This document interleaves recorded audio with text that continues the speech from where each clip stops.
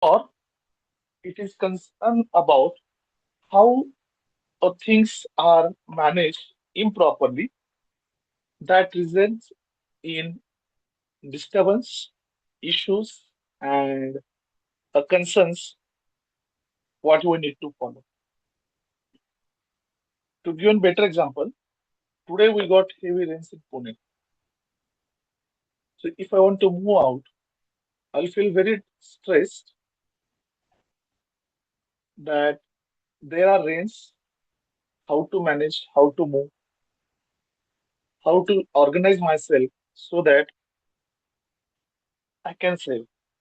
Similar way, a financial distress is a situation where a person is responsible for a mismatch of his income and expenses.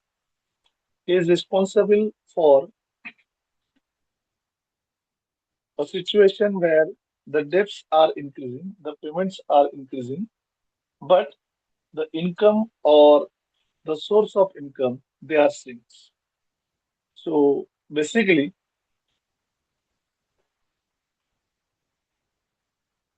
a financial distress is a situation where the outflow of money is high and income is low.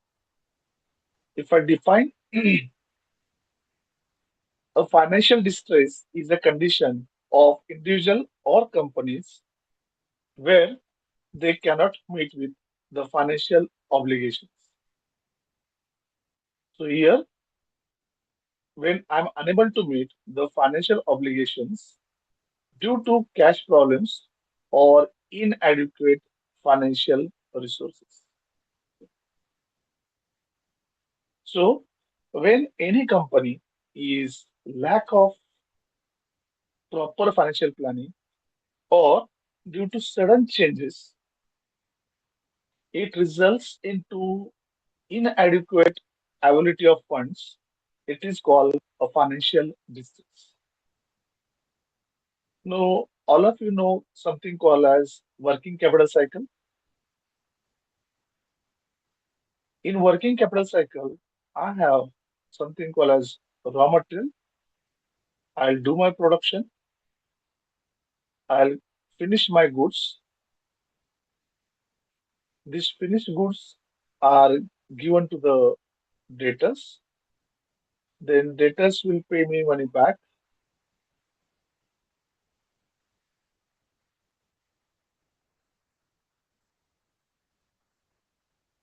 So then debtors will pay me the money back, and then I'm paying this money to my creditors who supply me the raw material. So this is a normally production cycle. This is my company. So this what I normally get as my production cycle. Now suppose here we normally talk about two more favorite people. One is called as debtors, and second what we call as a creditor. If I have to pay debtors, sorry, I have to collect from debtors in 120 days, and I have to pay the creditors in 60 days. It means I'm paying the debtors I'm paying the creditors on average after 2 months, but my money is received after 4 months. So this situation will attract more and more customers because they get more credit. But due to this situation, what happens is I'm suffering a loss where 2 months extra I need to block my money. These 2 months I require to pay interest for money, I require to pay returns, and I require to manage my other activities. In reverse, suppose it is instead of all this, the credit period become 120 and debit period becomes 60. Then I have 2 months extra money with me. So this will be called as a better situation where I'm having excess funds and I can manage my all the things. So if I require to spend 100 rupees at least 75 rupees if with me, then I can talk about remaining 25. But if I'm thinking of financial planning where I require to pay 1000 rupees and I just have 10 rupees, I'm just suffering something called as financial distress. So the financial distress is an obligation or a situation where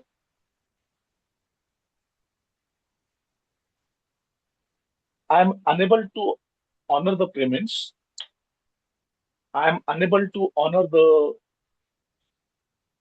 operational efficiency because the financial obligations or funds available to me are insufficient. So, financial distress is an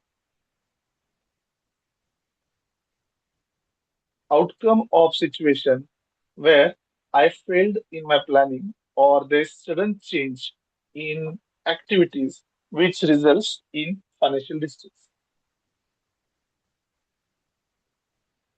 I hope the meaning is clear. So let's move further. What are common reasons of financial distress? The first and most important is insufficient income. And second, unsustainable fixed cost or illiquid assets. What does it mean? Suppose my investment is more in fixed assets. My investment is more in non-productive assets. So if my assets are more non-productive, ultimately they are not going to generate any source of funds to me. They are just creating a bubble where I will be having assets, but the income from them is not generated. But when I have assets, I need to pay the capital cost of assets. So when I need to bear the cost, I fell into trap of financial distress. To give an example, suppose I have fixed assets like building 1000, furniture 1000,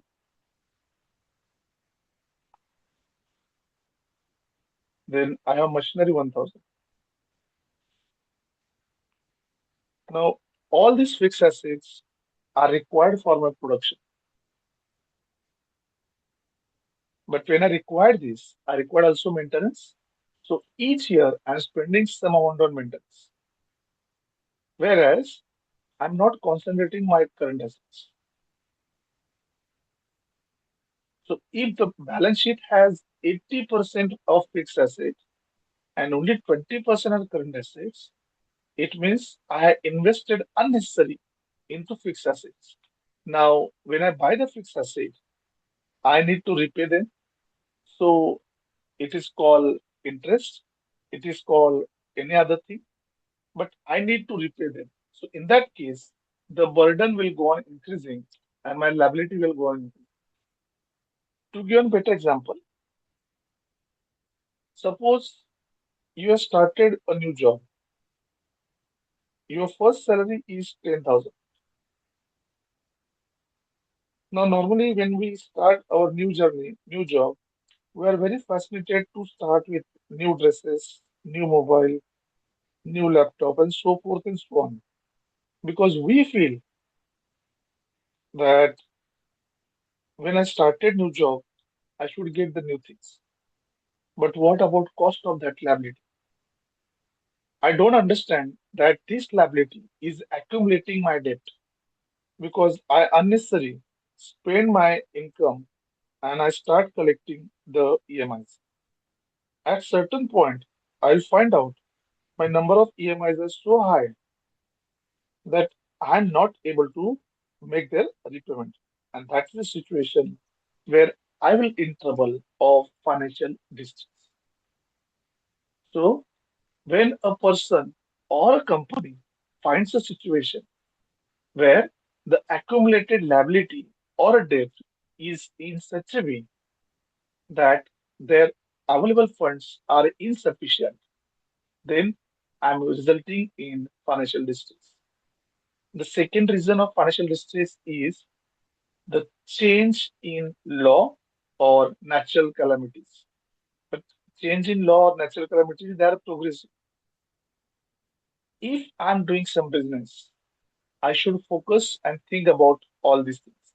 For example, my company is doing good, everything is correct, but suddenly there is a fire, earthquake, or flood, and my plant has destroyed. So I don't have any product which I can sell. I don't have any source of revenue, but I need to pay my debts because I have rent, I have dividend, I have bank loan, and so forth and so on. So in that case, it is a situation of financial distress. And in this situation, I always find an issue where how to repay is a bigger challenging question. How to make the repayments, I need to ensure. So in this case,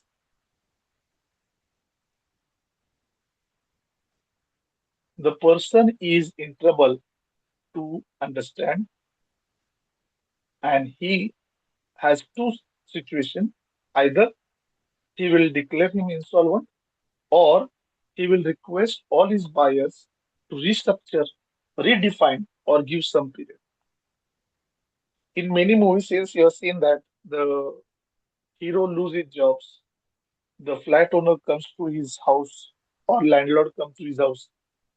तेरे 3 महीने का किराया बकायदा है, आज दोपहर तक नहीं दिया मैं तुझे घर से निकाल दूंगा. Now, all these dialogues are nothing but the outcome of financial distress, where the person is not able to pay the rents. So he tried to find out somebody, ask for the money, get an extension of period.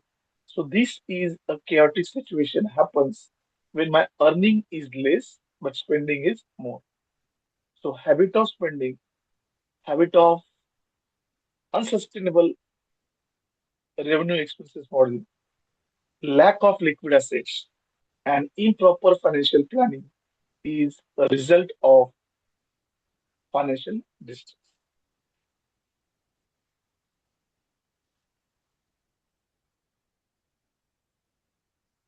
Now let's compare about the financial distress for individual and financial distress for corporate. For individuals, normally the financial distress has a major reason is overspending. Second, they have excessive debt burden. And third, medical emergency. So what is overspending?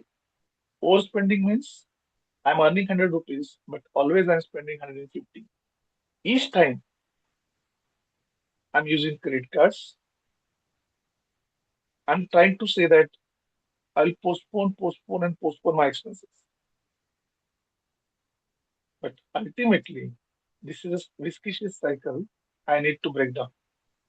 Secondly, I expect that my income is going to increase, and I'm very fascinated.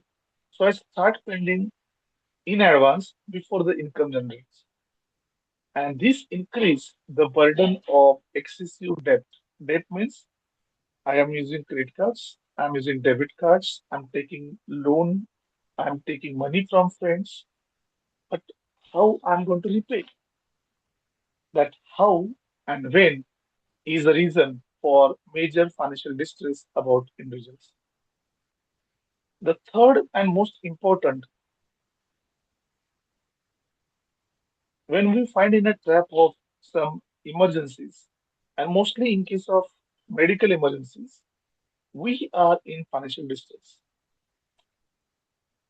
When we get a salary, when we get an income from business, normally individuals do not oversight. They should plan. They should think after 5 months, 5 years, 1 month, Or suppose I don't have a job. What is going to my situation? How I'm going to deal with my money? Today I have job. Today I have money. But if my job is no more, my money is no more, how I'm going to deal? So all this situation is outcome of improper planning. So when a person fails to plan his income and expenditure, he ignores the indication of overspending. He just concentrates on his luxury, leisure life, and ignores the saving. Then he is in trouble of financial distress. So what I can call, when my income is there, I should divide it into consumption plus saving and plus investment. When I ignore the saving and investment, then I am always find myself in a situation of financial distress. Let's talk about the corporate distress. It happens due to change in customer preferences or it change in the sales or the profit margin. It happens due to excessive leverage, operational inefficiency, industrial disruption, and poor cash management.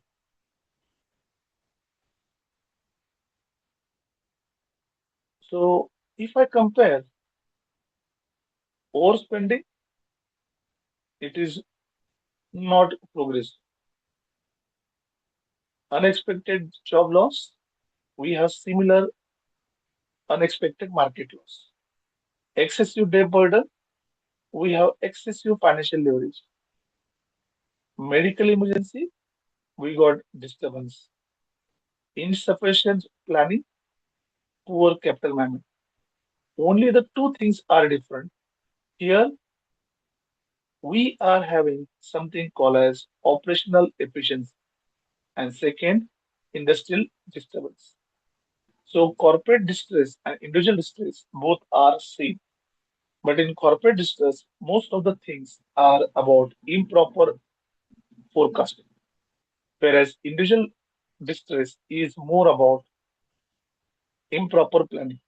Now, what is different between planning and forecasting? In case of planning, I ignore the risk which I'm going to take or the possible risk. And in case of forecasting, it is a efficiency or it is objective setting which a company fails. The company did not understand I'm making a loss or I'm making a profits. They potentially just interested to gain the income and income, but they're not interested to sustain the income for a long period. When I'm just thinking about short sight and my product's income or efficiency is allocated for short sight, then I'm just overestimating and overthinking about my income. And there I start my journey of financial distress. So, in short, it can be a corporate distress or financial distress. It's a major outcome of sudden change, unexpected event, inefficiency in planning or forecasting, and the improper or insufficient financial cash flow management. I'll wait for 1 minute. Please read the slide.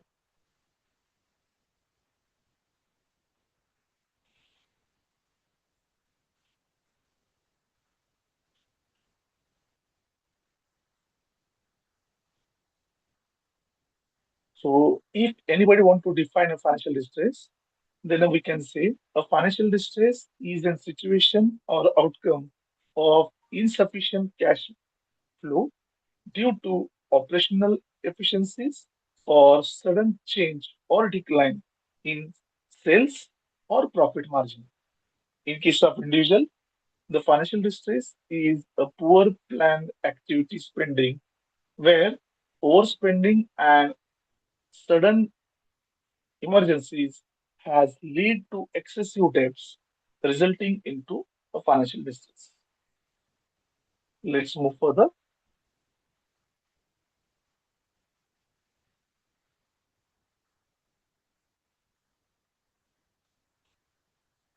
Now, the financial distress is not something that today I decided, tomorrow I got the issue. It is a chain of actions and reactions. If you're able to understand it, it's okay. If you're not able to understand it, then you have a great issue. So, what is the indicators? The first indicator of financial distress, the missing payments, low cash reserves, and more use of credit.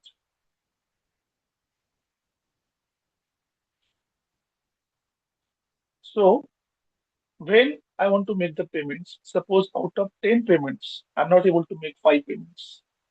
It's risky. Out of 10 payments, if one payment is missed or delayed, it can be adjusted. It can be understood. But more and more payments, if they are delayed or they are missed, I get a penalty. The second early is recognized as my minimum cash balance. When I'm going out from my home, I'm just carrying 2 rupees in my pocket. This is a ignorant behavior because I know that I'm traveling, I'm going somewhere. At least 100 rupees funds should be there so that I can come back to my place and arrange the funds. But many times people has a habit to ignore it. For example, if you are going for any trekking or hill climbing, normally people are advised to carry a bottle of water. Some people take it casually and some people take it very unprofessional. So it is advised to carry 1 liter of water if you're climbing, suppose, a mountain. Now we have fancy style that instead of 1 liter, we get 300 ml water, or we will not carry the bottle, thinking why it is required. I don't require water.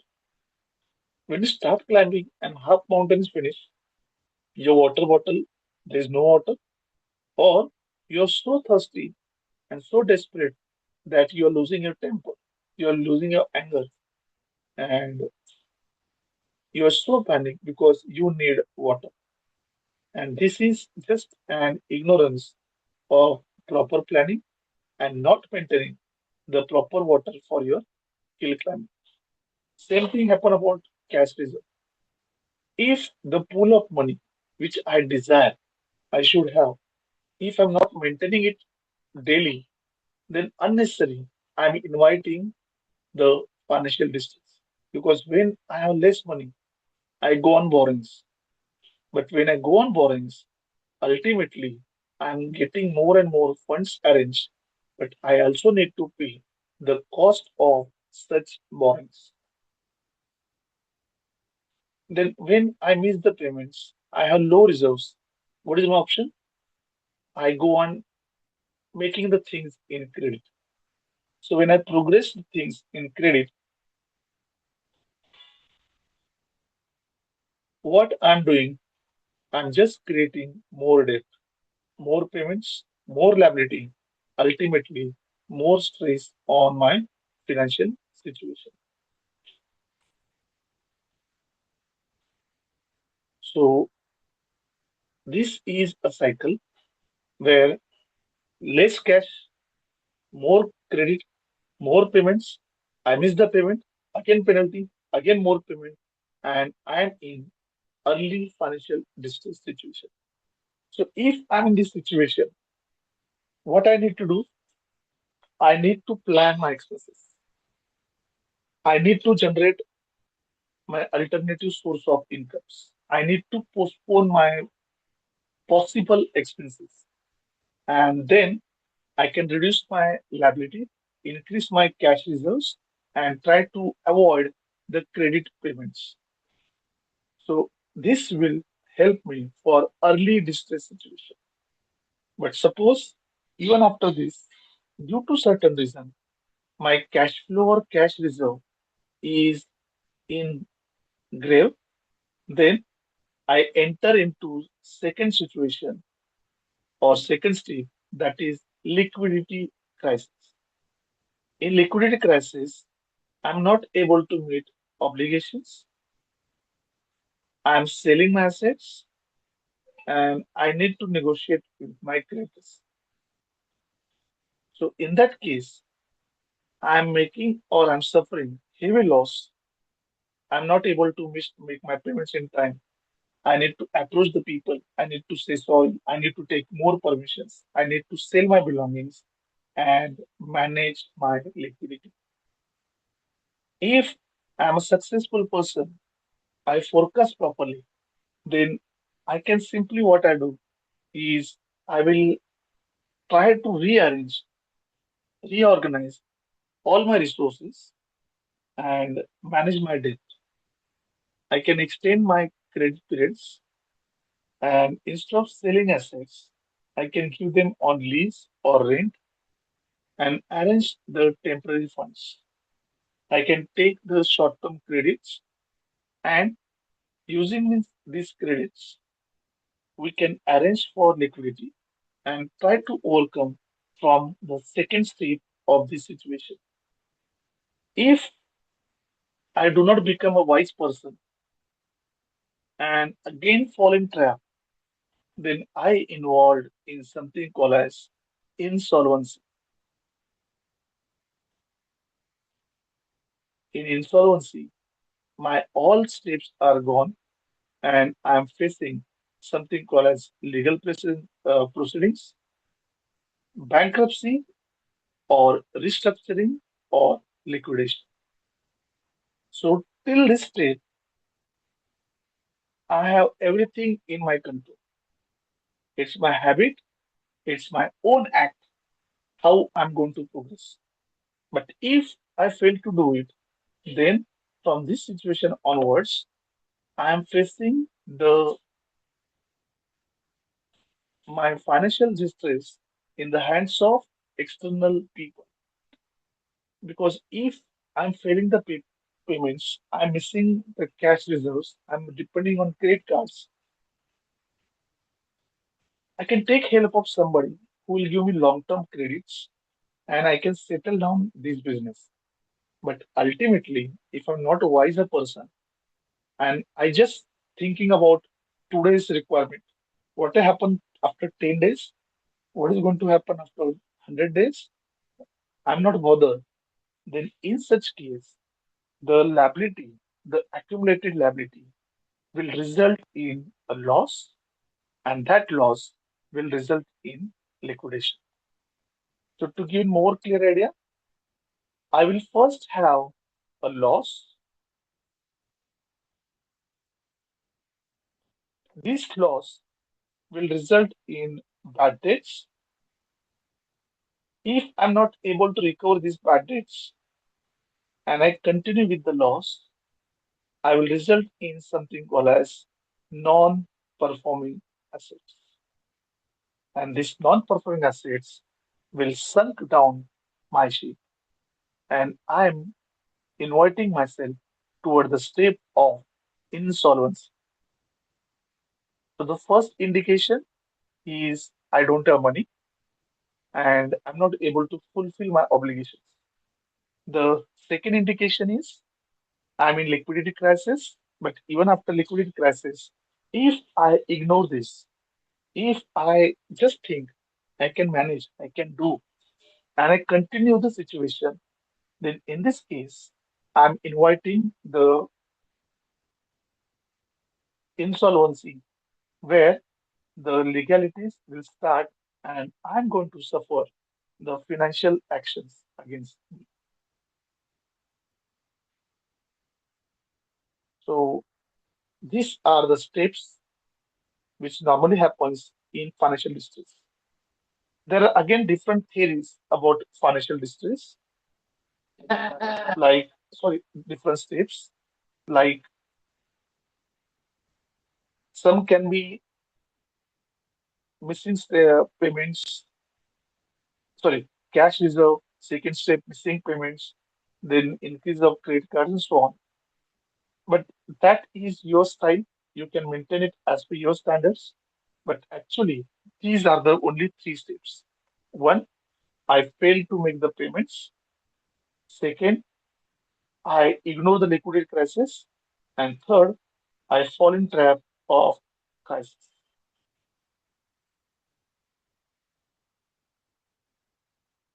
Please read the slide. If any doubt, I can re-explain.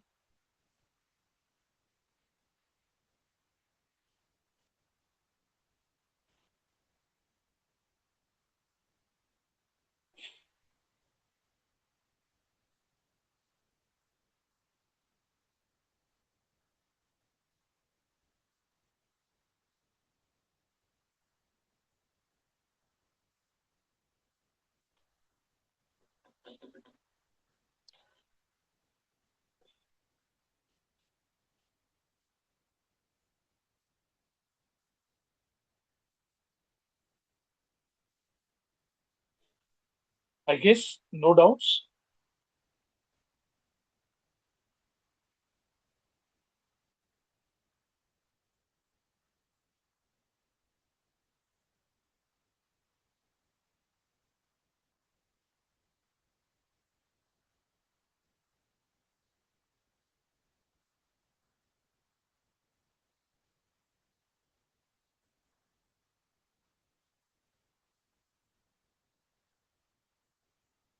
So let's move further.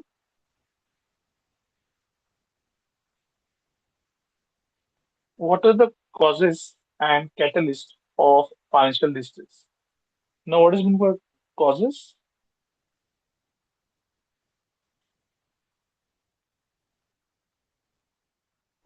The causes means the reasons which are responsible, whereas catalyst means the things which can help me for avoiding the financial distress.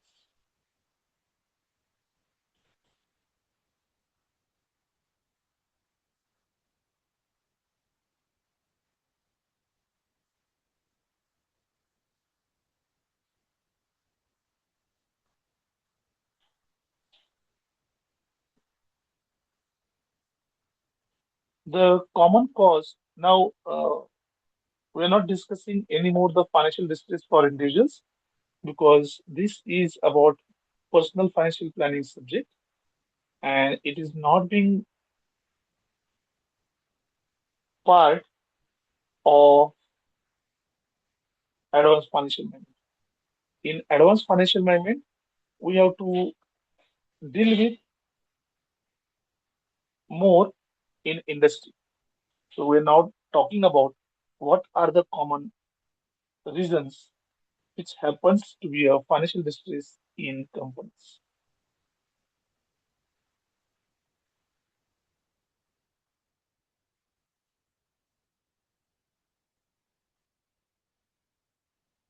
The first thing is economic downturn. Now, what is meant by economic downturn? When my production or my product slow down its demand, it is recognized as economic downturn. In economic downturn,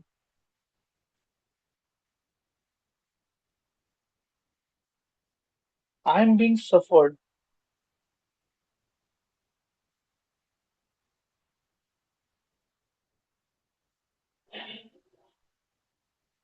by act of sudden change in lights, sudden change in technology, sudden change in competition, or government rules, which makes my product less purchase, absolute, or something like that.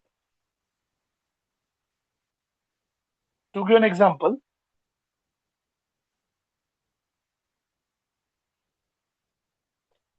We got something called as a PLC, product life cycle, which we studied in the semester one basics of marketing. When my product is booming, it will boom up to certain stage.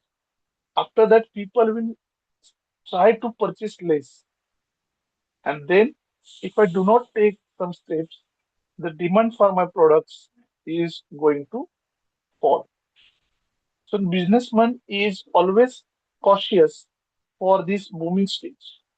He always thinks my product is going well, my product is doing well. What about others? If people stop buying my products, then after certain days, the gap of that product is taken over by other person. For example, Apple when it launches products, it comes with something new idea. It comes with innovation. It comes with something new which the earlier product don't have. But many people they do not buy the second Apple phone immediately. Why? Because they feel that my phone is working good. Why should I purchase and so on? So what Apple do is Apple purposefully gives heavier technical upgrades which the old mechanical systems do not operate very well. In this case, the old phones become slow, and after certain generations of phones, the person will go on buying a new phone. The second example of economic downturn I can give is Nokia. Earlier, there were two kings in the market. If it is a business phone, it's a BlackBerry, and if it is business plus normal people choice, it is Nokia. Now, Nokia was operating on Sunbeam system. It has a limited features, limited facilities, and not so great. When the Android phones was launched by Samsung, the Nokia ignored the change. Nokia continued with own products. They don't want to ship the products. And what happens? Ultimately, the cash cow of Nokia has closed. And this cash cow has shifted the company closure and then they sell the company to a Chinese partner. And then with partnership with China, now the Nokia phones are launched. But once I lose my trust, I lose my confidence about the product, then it becomes very hard to gain the same confidence about the product to myself. The third example is we have some years back the televisions of Sony and mobiles of Sony. The Sony is a technically sound company and still it's work. Similarly, we have the companies in India where the products are launched. For example, when the Maruti was launched, they have two very great products. One Maruti 800 and second Maruti Omni. The Maruti Omni and 800 they are doing a great business, but due to change in pollution norms, all of a sudden they become absolutes. And there was an issue how to sell the products. Companies have to give the heavy discounts. But if company used to continue with the research, they may have forecasted the steps because once I follow the pollution norm 3, 4 is going to be there, 5 or 6 is going to be there. So I should be ready about the situation. I should be thinking about situation. But when I ignore the situation and continue the same products, ultimately I am resulting in economic downturn. So poor planning, forecasting, market change is always result in economic downturn. And this economic downturn is affecting my cash flow, my productivity, and ultimately the gain to myself. The another better example about economic downturn is HP. HP was making an heavy profits along with Asus in India when they were selling laptops. When the Dell come in the market, Dell come with the first time touchscreen laptops. Then Dell had changed its variety and started operating about battery. Whereas due to competition, the HP shifted focus from battery to the touchscreens. And this has resulted losing their market share. And this losing market share is result in economic downturns. Simply ignore the market, ignore the technology change, or sudden change in any natural calamities or laws. I am resulting in poor cash management. I am resulting in less products, and ultimately, the economic downturn happens, which is a very prime reason for my financial distress. Now, here I give an example of COVID-19. In COVID-19, there are certain products which people are not buying, or the quantity the people are buying is very less. So, when people are either not buying or postpone or less quantity, then my revenue is getting down. When my revenue is declined, but I continue to spend the same things, there I become a situation where income is continuously falling, but my expenses they are gathering and gearing up. So in this situation, I'm suffering a financial distress. The second most reason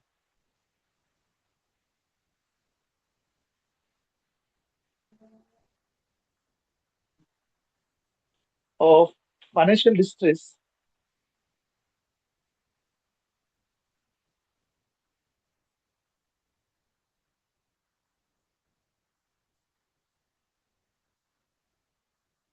is poor management.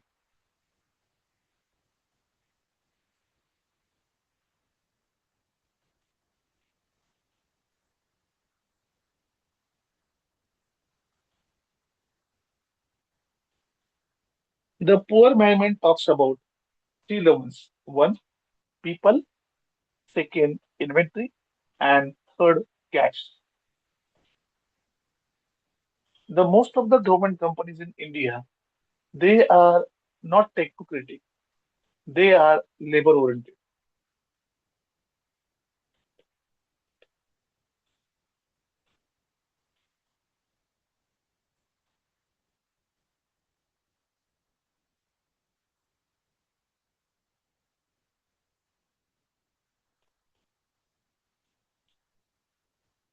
They are thinking the more and more people employment and excessive carrying the peoples. So these companies in India was suffered due to large pool of people, and this large pool of people increase the burden for their payout, their welfares, their motivation, their training cost, and their record keeping. So if I'm not a competitive, I just keep labor-oriented products instead of technological upgradations. I'm creating a pool of surplus. Then these excessive peoples will create me in poor environment, suffering and economic downturn. In reverse, suppose I'm too much dependent on technology and the technology and labor, if I compare and I find out the labor is cheap, but I'm very fancy about technology. And due to technology, my cost is increasing, my operational expenses are increasing.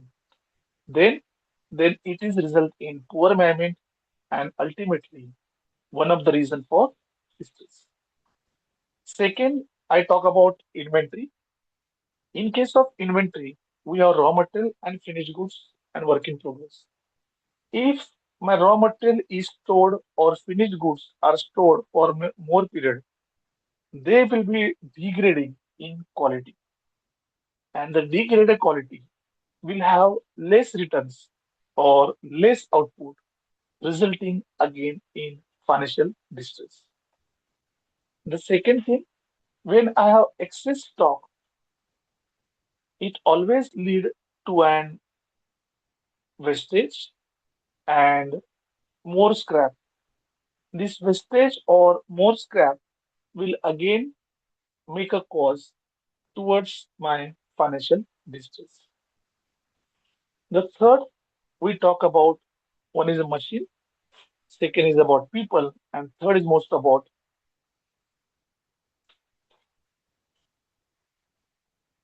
the cash.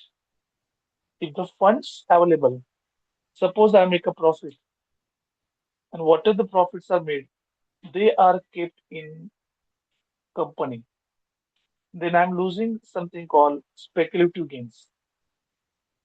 The profits which I earn, I should reinvest in such a manner that whenever I have need in future, the funds are available to me. The money is available to me. And if this thing happens, then I can meet the emergencies. But many times we ignore the percentage of funds to be kept with us.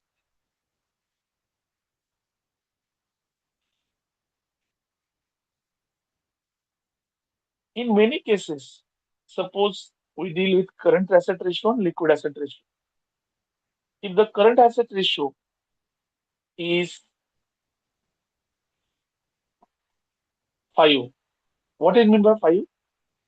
In this case, my formula is current assets divided by current liability. So my answer will be 5 when my assets are 5 and my liability is 1. So this is a situation where I have income, but I'm keeping money with me. Normally, it is advised that if you require rupees 1 and if you're keeping rupees 5 with you, you're just losing the gain over rupees 4. So what is suggested? If you require 1, you can keep 1.5. The excessive 3.5, you invest 2 in long term, right? So it becomes 3.5 and keep 1.5 in short term investment. So your liquidity is not an issue, your income is protected. But if I do not manage this cash, if I do not manage my liquidity, if I do not manage the inventory, and if I do not take care about the correct size of human resource, I mean to say excess or shortage, then all these cases I'm resulting into a financial distress. The third and most critical is operational efficiency. If my production line is disturbed, if my workers are not motivated, if the technology is outdated, the machinery is outdated, or if the supply of raw material is of poor quality or is delayed, it always results in operational inefficiency, disturbance of man, machine, and capital, or their misallocation, or their lack of proper training is resulting in operational efficiency. And always, this operational efficiency cause me an common delay and resulting into financial distress. And all these three reasons, that is economic downturn, poor management, and operational efficiency, results in less money available with me. And ultimately, I need to go for borrowings more and more. The common question, if tomorrow Mukesh Ambani and Anil Ambani come to you and they both demanded the 50,000 rupees from you for a period of 10 years. Will it give to Anil Ambani or will you give to Mukesh Ambani? The common answer is Mukesh Ambani. Why? Anil has already entered into terms of bankruptcy. So if I'm giving money to him, how he will repay? And what is the guarantee that my money is secured and I'm getting my money back? But when I give to Mukesh Ambani, I'm sure because his companies are doing well. His companies are progressive. So when I have an economic downturn, poor management, and operational efficiency, and I need a money, then the people lack trust in my case.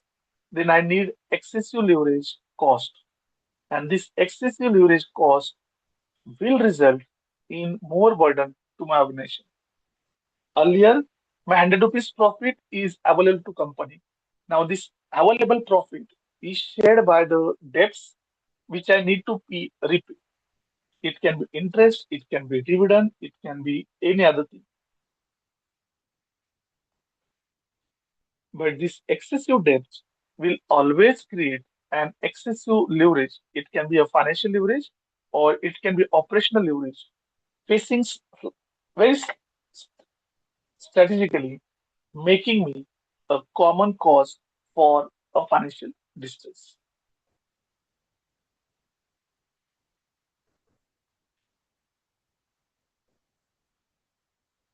Now, I'm just putting a slide for individuals. What I suggest you go through this slide. I'll take a pause of 1 minute.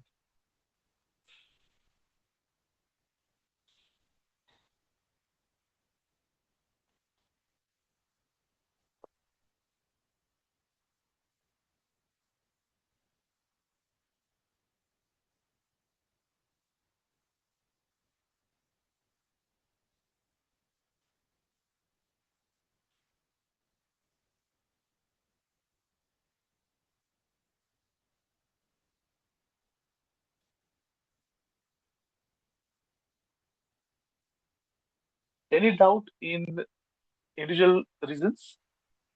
Normally, individual reasons start with overspending, luxurious lifestyles, and more debt funds.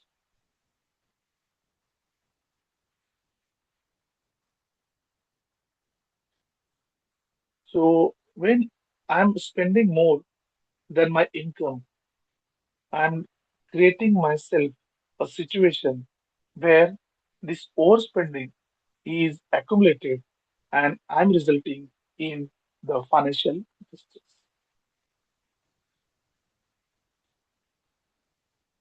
Now, what are the catalysts of this situation?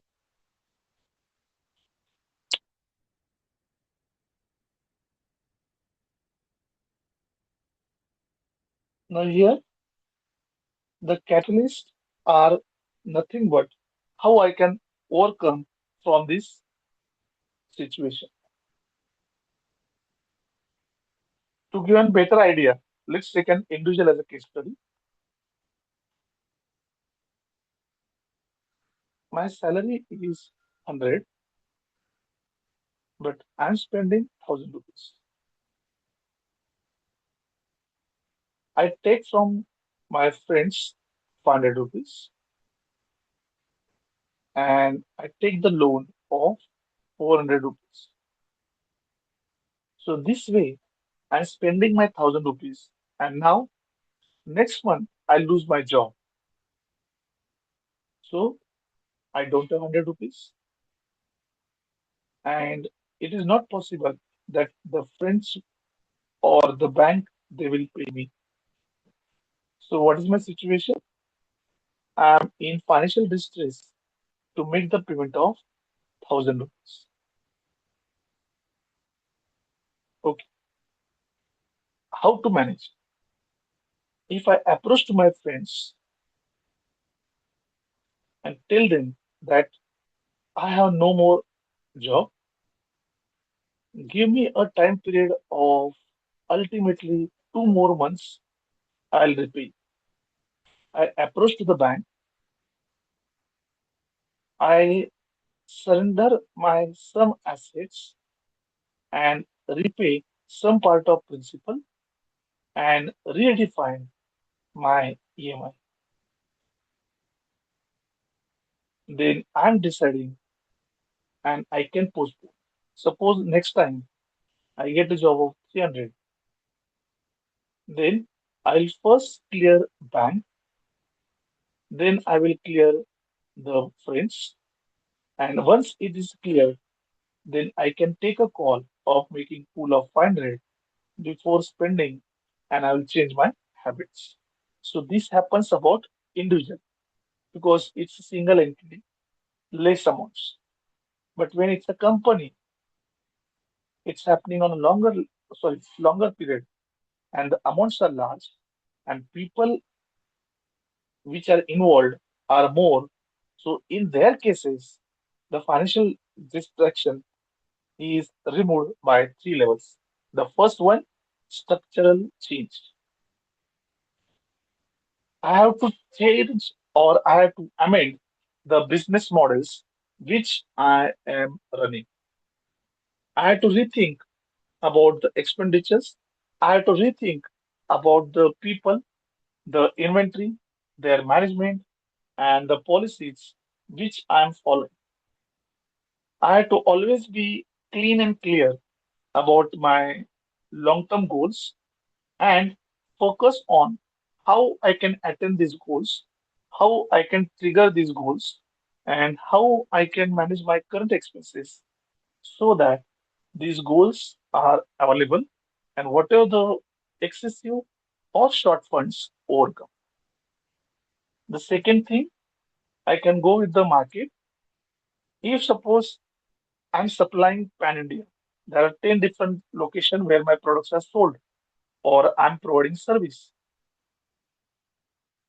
I need to analyze the returns. Suppose out of 10 different locations, six are profit making, two are average, and two are making loss. So, what I decide, wherever I'm making profits, I should strengthen myself so that more profit is generated. And whenever I find making loss, I will close my operations there or sell my business at that locations to any other person and get some gain. The where I'm doing business average, I have to rethink about my strategy and come with different arrangements so that the people's demands are catered. If I'm not able to make arrangements, I can just live off with less, I can say, quantity or quality of supply so that I'm not wasting my time where my average or loss units are there. Normally, the best strategy is to sell the loss units and change the model of operation of average units. And what are the six units? I will concentrate and try to earn the profits so that I can again switch the business in two average making units. So rearranging the everything, reallocation of available funds will decide how I'm going to manage the my market conditions. So instead of wasting efforts everywhere where I'm making a loss, I can just think and thought, where is my possible gain? And I can trigger it. The third thing which I can do is I can legally challenge the some of the demands and change in government policies which are unfavorable to me. I can request for subsidies. I can request for restructuring the debts. I can request for rearranging credits. Or I can approach to government for some financial help so that the time being I'm safe.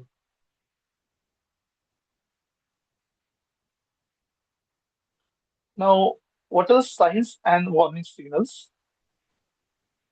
Let's discuss. Okay, sorry, there is 1 minute left. So just quickly revise. A financial distress is an situation where I am suffering from a loss and I'm not able to make the payments.